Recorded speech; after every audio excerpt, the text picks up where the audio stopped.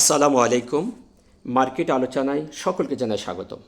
আশা করি মহান আল্লাহর কৃপায় সকলে ভালো আছেন।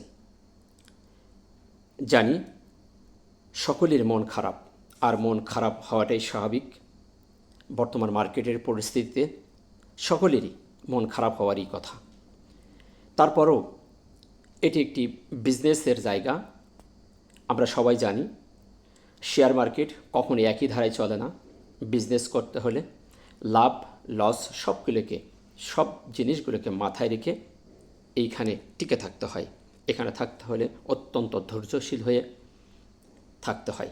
আপনারা জানেন দেশের বিভিন্ন সময় বিভিন্ন রকম ছোটোখাটো ইস্যুকে কেন্দ্র করে আমাদের বাংলাদেশের শেয়ার মার্কেট একটি মুহূর্তের ভিতরে একটি রদবদল হতে আমরা দেখেছি, যার কারণে আমাদের মার্কেট থেকে মানুষের আস্থা দিনের পর দিন হারিয়ে গিয়েছিল। কিন্তু আমরা বেশ কিছুদিন একটি ভালো একটা আস্থা সৃষ্টি হওয়ার দিকে মার্কেট এসে গেছে। তো যাই হোক, আপনারা দেখেছেন মার্কেট একটি সুন্দর একটি টেকনিক্যাল পজিটিভ একটি পর্যায়ে এসে, আপনারা যারা টেকনিক্যাল সম্পর্কে একটু জেনে থাকবেন তারা অবশ্যই জানেন, আর যারা টেকনিক্যাল সম্পর্কে খুবই নতুন তারা হয়তো এই বিষয়টি বেশি গুরুত্ব দেবেন না। যারা টেকনিক্যাল সম্পর্কে একটু জেনে থাকবেন তারা অবশ্যই জানেন মার্কেট একটি সুন্দর একটি পর্যায়ে চলে এসেছিল। কিন্তু ছোটোখাটো কিছু আপনার ইস্যুকে কেন্দ্র করে আমাদের মার্কেট সেই সুন্দর একটি জায়গা থেকে আবার একটি নেগেটিভ পর্যায়ে চলে আসছে। সো টেনশনের কিছু নেই, প্যানিক হওয়ার কিছু নেই। এই ধারাটা বেশি দিন থাকবে বলে মনে হচ্ছে না। যেটা আমার প্রেডিকশন, এই ক্ষণিকের একটি পরিবর্তন আমরা হয়তো দেখছি, কিন্তু খুব তাড়াতাড়ি মার্কেট এখান থেকে সে টার্নওভার করে আবার তার আগের জায়গায় সে ফিরে যাবে এবং সামনের দিকে মুভ করবে। যাই হোক, মার্কেটের এই পরিস্থিতিতে তেমন কিছু আর বিস্তারিত কথা আলোচনা করব না। দেখি আজকের মার্কেটের নতুন করে কি পরিবর্তন ঘটেছে সেটা দেখে আমরা সরাসরি মার্কেটের আলোচনায় চলে যাব। আজকের আলোচনার প্রথমেই আমরা দেখতে পাচ্ছি মার্কেট দিনের শেষে মার্কেট অনেকগুলো পরিবর্তন আপনারা দেখেছেন। মার্কেট আপ ডাউন করে তার একটি গুরুত্বপূর্ণ সাপোর্ট ছিল 5762, একটি ইম্পর্টেন্ট সাপোর্ট। সে কখনো ভেঙছে, কখনো আবার ওপর উঠে গেছে। আমরা দিন শেষে দেখতে পেলাম সেটিকে আর ধরে রাখতে পারে নাই, সে সাপোর্টটিকে ভেঙে দিন শেষে আমরা দেখতে পাচ্ছি যে 47 পয়েন্ট মাইনাস করে দিন শেষ করেছে। এবং আমরা দিন শেষে দেখতে পেয়েছি যে 80টির দাম বৃদ্ধি পেয়েছে, 263টির দাম কমে গেছে, 50টির কোনো পরিবর্তন হয়নি। এবং 47 পয়েন্ট মাইনাস করে মার্কেট আমরা দেখতে পাচ্ছি 5739-এ অবস্থান করছে। এবং আরেকটি বিষয় আমরা দেখতে পাচ্ছি, প্রত্যেকটা দিন টার্নওভার কমে যাচ্ছে। একদিন আমাদের 1000-এর উপরে টার্নওভার হয়ে পরে 2 দিন আবার টার্নওভার কমে গেল। আজকে আমরা দেখতে পাচ্ছি 593 কোটি টার্নওভার হয়েছে, গতকালের থেকেই 133 কোটি টার্নওভার কমে গেছে। এটা একটি মার্কেটের জন্য অত্যন্ত একটি খারাপ প্রভাব। মার্কেটে যদি এক টার্নওভার বৃদ্ধি না পায়, ভলিউম যদি না বৃদ্ধি পায়, তাহলে মার্কেটের একটি নেগেটিভ সিমটম থেকেই যায়।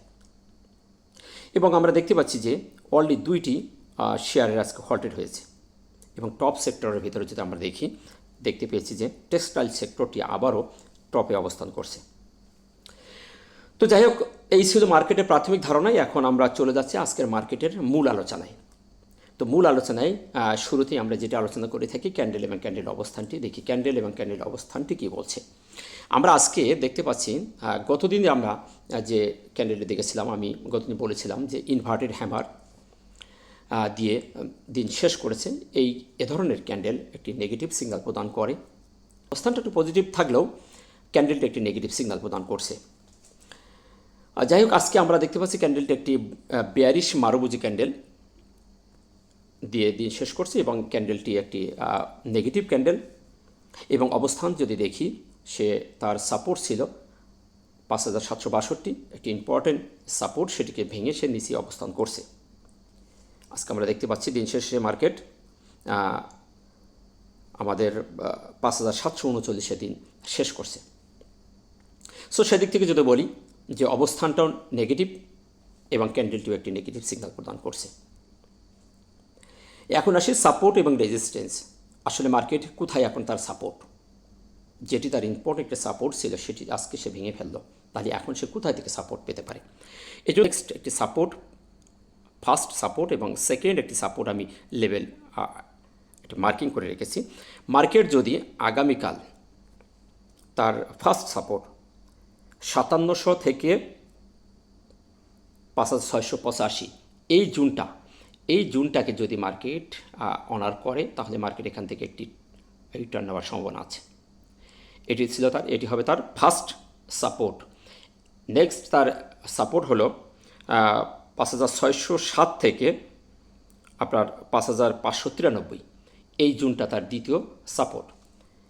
এই সাপোর্টটা যদি ভেঙে ফেলে তাহলে এই জুনে সে একটি সাপোর্ট পাওয়ার সম্ভাবনা আছে। সো আমি এত দূর আশা করি না। টেকনিক্যাল যেটা বলে, টেকনিক্যালের যে পজিশন মার্কেট এসে গেছে, সেখান থেকে মার্কেট হয়তোবা কিছু সেন্টিমেন্টাল কারণে মার্কেট একটি নেগেটিভ পর্যায়ে চলে যাচ্ছে। তো এই ধারাটাই, এই জায়গাটাই 5700 থেকে 5685 এই লেভেলটা থেকে মার্কেট ঘুরে যাওয়ার খুবই বড় আকার একটি সম্ভাবনা আছে। এখন দেখার বিষয় আগামীকাল মার্কেট এই সাপোর্ট লেভেলকে অনার করছে কিনা। এবং রেজিস্ট্যান্স, গতদিন যেটি সাপোর্ট ছিল 5762, এটি তার এখন রেজিস্ট্যান্স। এখন আসেন ভলিউম। গতদিন ভলিউম দেখেছেন আপনার, এর আগের দিন একটি ভালো একটি ভলিউম দিয়েছিল 1000 প্লাস করে, তারপর 2 দিনই মার্কেট ভলিউম কমে গেছে। গতদিন ছিল 726, আজকে আমরা পাচ্ছি 5593, অর্থাৎ 133 কোটি ভলিউম কমে গেছে। এটি মার্কেটের জন্য একটি নেগেটিভ একটি সিগনাল।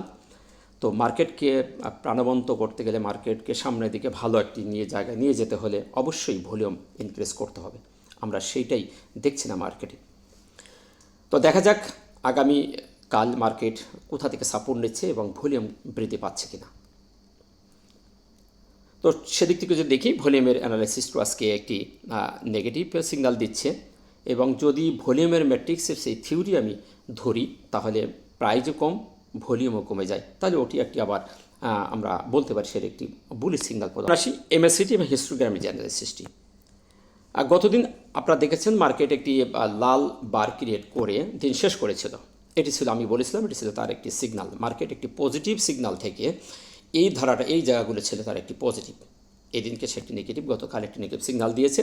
তো আমি বলেছিলাম যে যদি আজকেও সে একটি নেগেটিভ আরও একটি বার ক্রিয়েট করে, সেটি হবে তার কনফার্মেশন।